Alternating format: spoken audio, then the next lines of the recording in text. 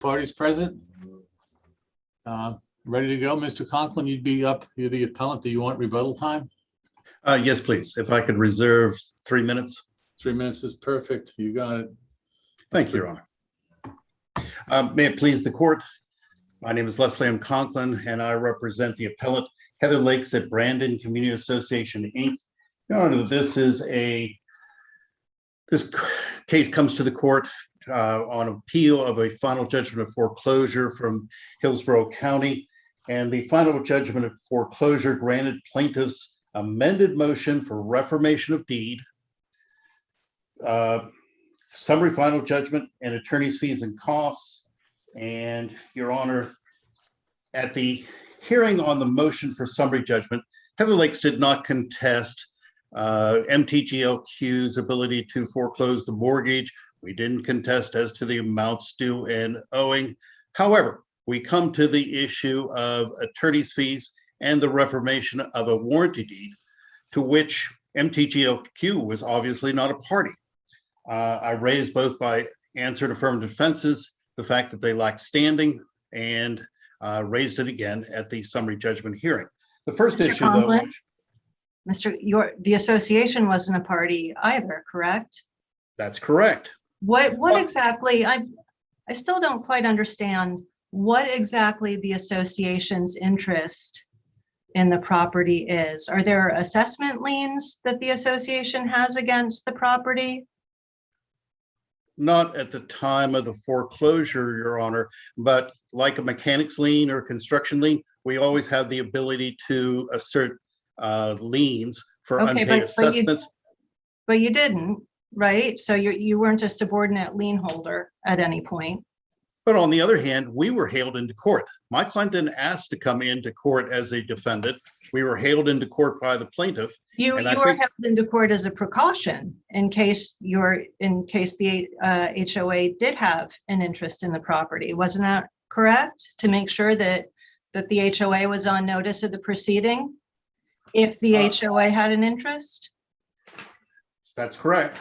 That's correct, But, Your Honor. okay. However, I don't say, I rely upon the case, and if I may find it here.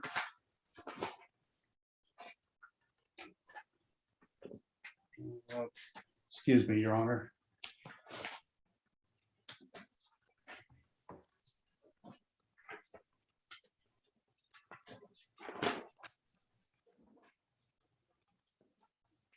It's the Green Emerald Home case. It's out of the 2nd District, and basically said that when you are hailed into court as a named defendant, you have the right to assert issues of defense. And in this case, Green Emerald was hailed into court because it was the owner of the property subject to the mortgage at the time the complaint and lease pendants were filed, right?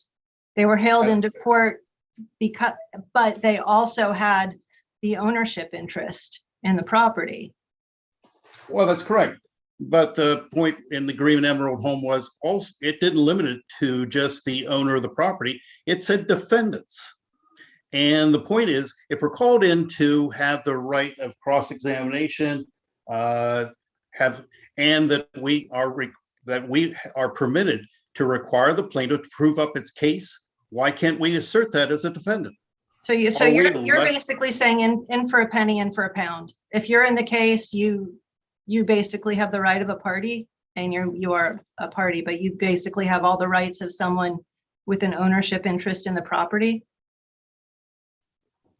Well, no. I mean, certainly the court has previously said when you are not a borrower, not a party to the note and mortgage, you can't raise things such as, whether the note's been signed or not. You can't challenge the note itself, but you've always had the right to challenge the amount claimed due and owing. And you've always had the right, and particularly on summary judgment, you have the right to challenge the plaintiff. Did it prove its case? And in this case, I defy, opposing counsel. He certainly didn't mention it in the answer brief. And I, defy anyone to find any competent, substantial summary judgment evidence in the record supporting a reformation of this deed. I mean, it's besides the standing issue. If I may, Mr. Conklin, but on that point, didn't the court have affidavits in front of him from the previous owners indicating the legal description, then a subsequent affidavit indicating the other legal description? So the court did have some evidence before it, which then leads me to my next point. Well, actually, There that's was an never- incorrect assumption, Your Honor. There was Well- no affidavit asserting that. Two deeds were filed, one into the mortgagor Correct? and one from the mortgagor to then, keeping in mind, that was 2 years after the recording of the mortgage. And they've admitted, conceded in their answer brief, that it had no effect on their mortgage. But the point being, that's not the issue. The issue is there was the legal description before the court. It had the prior legal description, and then there's what the request is. That's in the record for the court to consider. no, absolutely not. That's incorrect. The two deeds were just filed with the court. They were never attached to any affidavit. There was no testimony. Now, I admit, I can see they were certified copies, but the point being, Correct. they never Maybe- asked for maybe- judicial notice. All right, of all the- right. So maybe let me clarify my question. There was evidence presented to the court. The judge had, or she had before her, the record evidence of deed that shows the description, the legal description, one way, I call the incorrect legal description and the correct legal description. That was in the record for the court's consideration. Is that correct, or am I wrong with that, Mr. Conklin? I disagree. We were on summary judgment. You will not find a mention of those two deeds in either the motion for summary judgment or the amended motion for summary judgment. The rule back then, Rule 1.510, said you have to set forth with specificity in the motion the matters that you're going to rely upon. The only thing that's mentioned in the summary judgment at all is there's an incorrect legal description. I also submit two deeds won't tell you whether or not the legal description is correct or not. I think you're misunderstanding me, Mr. Conklin. There were record evidence in the file. I know you disagree, and I know you take issue with that, but I think you're misunderstanding my question. My question is that the court had before it, there was a request to reform the deed. The court had before it what that reformation is being requested, what the correct legal description ought to be. That was my question. And if I didn't say it correctly, I apologize, but that was what I was getting at. Okay. I obviously was disagreeing whether it was competent summary judgment evidence, but the other point is, how do you tell whether a description is correct or incorrect on two deeds? Don't you need at least three deeds? You look at the two deeds, which one's correct? You needed a prior deed before that. You needed at least three to give that reference. You ever see that movie, what is it, Stargate, where he talks about you need 6 points to, chart a position and a seventh? Well, the point is to tell whether a legal description is correct between two competing deeds. Don't you need at least a third deed? Mr. Conklin, you're talking about the substance of an issue that may or may not have been based upon your client not having standing. If your client didn't have standing, do you concede that you could be substantively correct, but you're never going to get our attention on this case? If your client didn't have standing to make this argument? Right? So anything that the plaintiff basically does, that's correct. So we go into summary judgment. They have absolutely zero summary judgment evidence to support their claim for reformation, and they win. I don't know how that's possible. I understand it's a problem for you, but theoretically, if you want to assert a defense that someone else may have had, you would normally take an assignment of that cause of action or an assignment of that defense, and then you step in their shoes. But you want to step in their shoes, you don't have an assignment, but you want to make their argument for them, and they abandon that argument by not pursuing the case. So that's my question. How do you get around that analogy? Well, actually, by using the same analogy, and that is, what was the mortgagee, the appellee standing in this case to assert that there was a mistake in the deed? Keep in mind, in their answer brief, they've already conceded that there was no point in this. that Right. it had Mr. no Conklin, effect on their mortgage.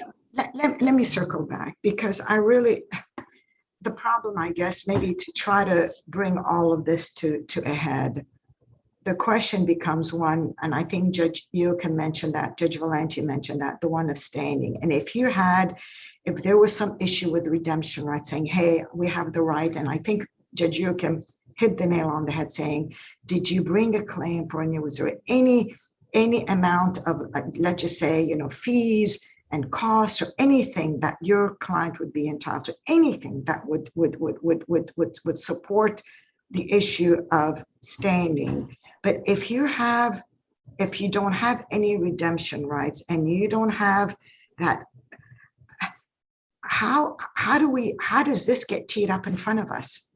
I'm sorry, I'm not sure. An HOA certainly has redemption rights, whether or not we're owed anything at all. I mean, we're hailed into court Okay, as and so that's someone my in the chain of title.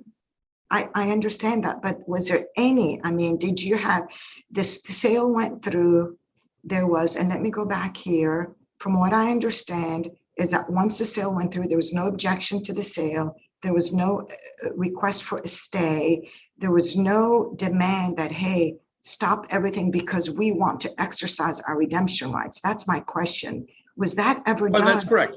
That's correct. We did not do an objection to sale, but how are our appellate rights affected? The point is, I'm permitted on behalf of my client to file an appeal, whether or not we file a bond. A bond, for a stay is not a requirement to maintain the appeal. By the same token, I filed an appeal of the final judgment and make no objection to the sale because nothing went wrong with the sale. They advertised it and so forth. And I'm going to make objection based upon my appeal of the final judgment. So now you're saying in order for a non-borrower to have an appeal in any of these foreclosure cases, we first have to exercise some right of redemption? No, that's not my question. My question is, you could take an appeal, Mr. Conklin, for any case that you wish.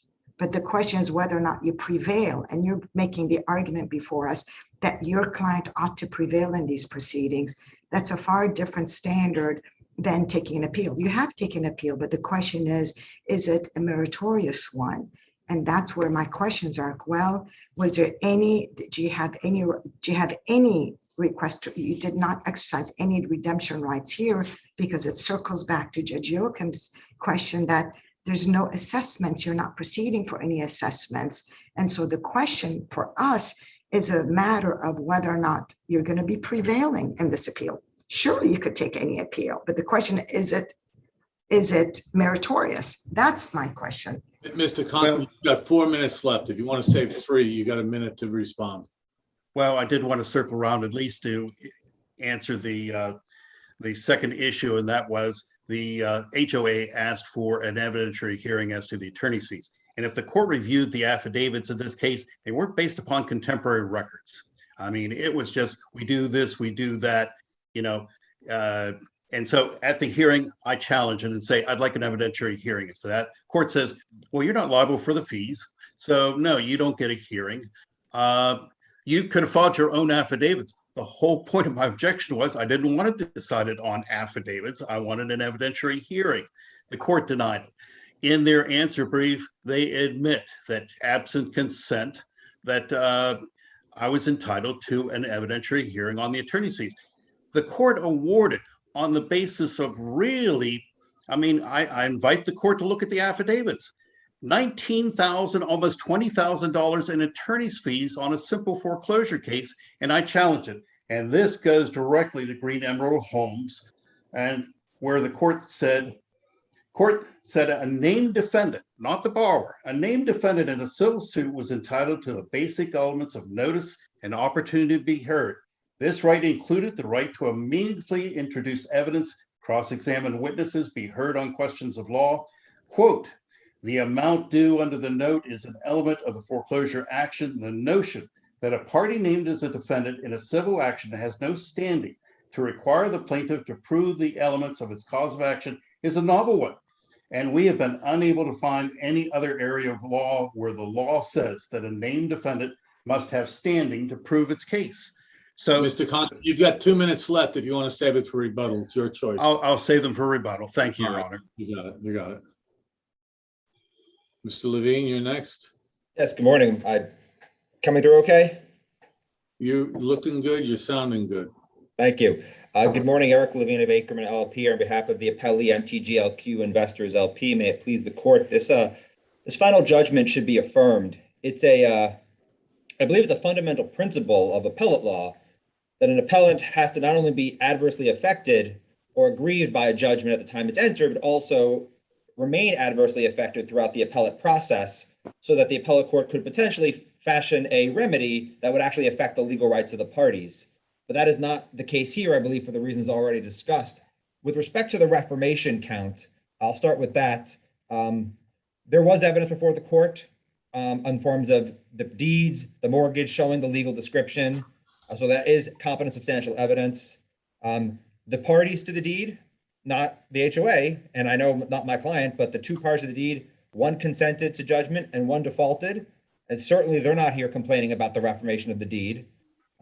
So the HOA has not been able to show that any impact to their legal rights for the reformation, whether this court affirms reformation or, as Mr. Conklin wants, reverses reformation, the legal rights of the HOA remain identical. Well, let me ask you a Yeah. generic question out of curiosity. Yeah. Let's assume there's something to his argument that there's a substantive problem with the court doing what it did if he gets by the issue of standing. What's your response to the substantive issue, putting standing aside? Well, I don't believe there is a substantive issue, but if the court believes that there is a substantive issue and reformation was unproven, then the court, I guess, should reverse judgment of the You're reformation. conceding the court didn't have the proof to reform No. the deed. No, I'm sorry. my I'm not question. conceding that. I'm saying if the court believes that there wasn't, that it's not supported by Forget about what evidence. we believe. Tell me about did the evidence support the trial court's ruling if you get by the standing issue? Yes, I believe so. On And page tell me how. 460, on page 4, Tell me how. I'm trying to find, I think it's on page 460, where is it? Page 469 of the record, they're the certified filings of the mortgage, the deed, I think a prior mortgage, all showing the correct legal description. That is competent substantial evidence. I believe the borrowers, Ms. McCormick's, her consent to judgment, as stated at the record and not disputed, is itself evidence that she's agreeing to the reformation.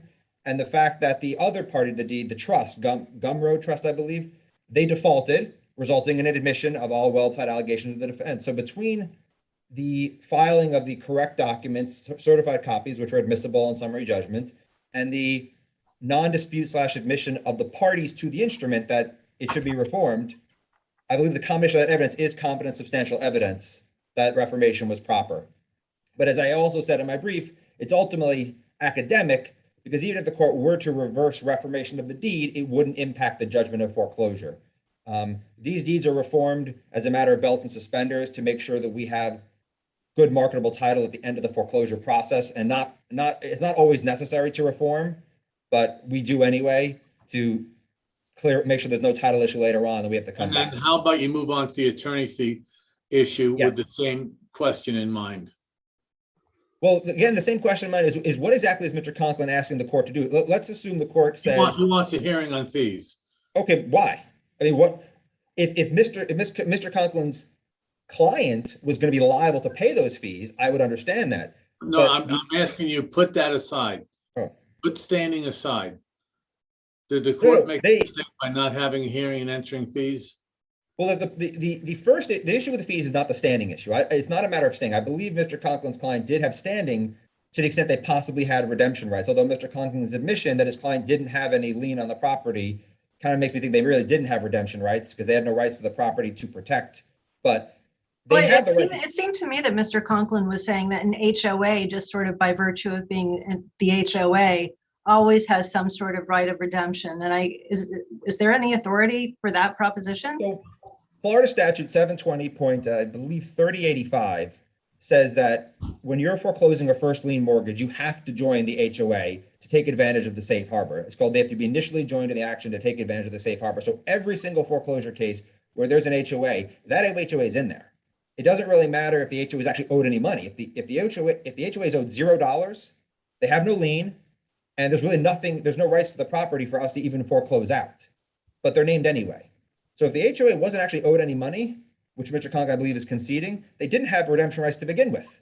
They were simply named to protect, so the lender, who probably didn't know at the time the complaint was filed whether or not anything was actually due, could take advantage of the safe harbor.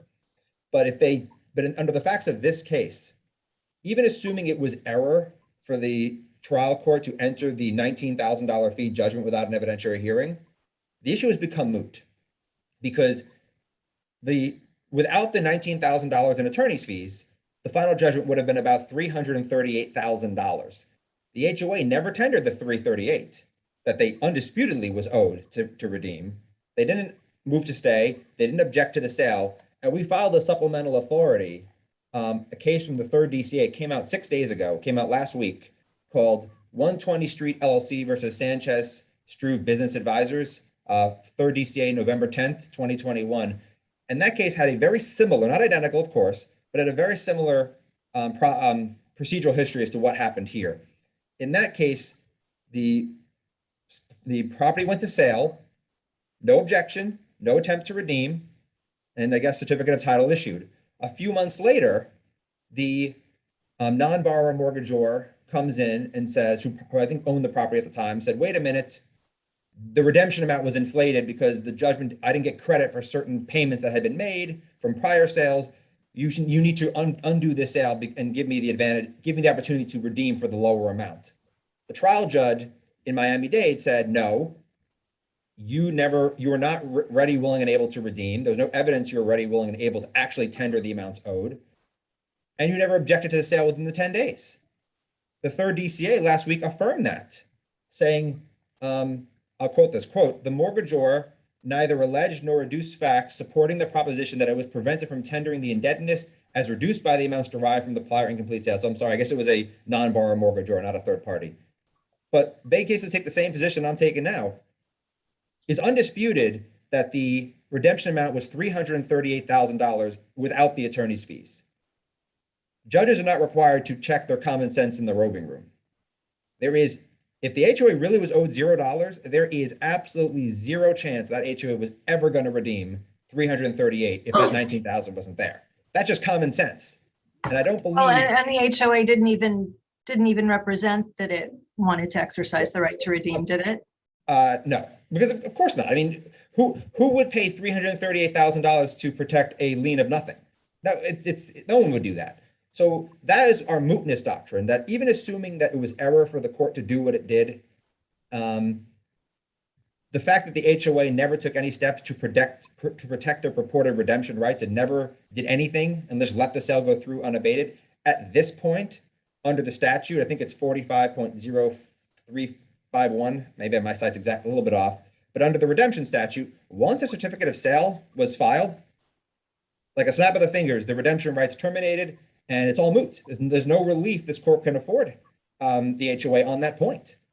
And it's the same with the reformation. Even assuming, I know Judge Valenti, you asked me, well, what if there's a substantive issue? But even if there is a substantive issue on the reformation point, there's no relief to grant the HOA. They're not impacted by that reformation. It doesn't affect them at all. Same with the adding of the $19,000 in attorney's fees. It doesn't affect them at all. Ms. McCormick, maybe she could have come up here and said, I don't want to pay that $19,000 out of pocket because it's inflated, but she didn't. The HOA, for some reason, despite owed no money, is prosecuting an appeal.